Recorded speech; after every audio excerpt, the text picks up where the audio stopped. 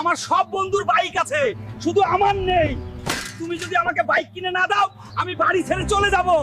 আমি মা হিসেবে লজ্জিত, ছেলেকে এখনো বড় কিছু কিনে দিতে পারলাম না।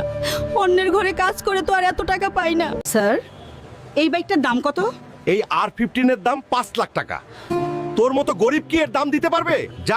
মালিক, আমি কি আপনার ইটের ভাটায় কাজ করতে পারবো? এই বয়সে এসে আপনি মাথায় করে ইট আনা নেওয়া করবেন? জি মালিক, পারবো। আমার খুব টাকার প্রয়োজন। ঠিক আছে। আর হ্যাঁ, কাজ করার সময় কোনো তামাশা করবেন না, এটা মনে রেখে কাজ করবেন। ভারীর মাল ছেলের কথা আর বাড়াই দিচ্ছে মনে।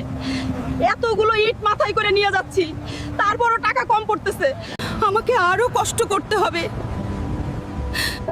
যাতে ছেলের স্বপ্নের বাইকটা কিনে দিতে পারি। চাচি, আপনি ঠিক আছেন? এই নাও বাবা, এই টাকাগুলো দিয়ে হালকাকে বাইক কিনে দিও। আমি মনে হয় আর বাঁচবো না। এই নাও হালকা, তোমার বাইক।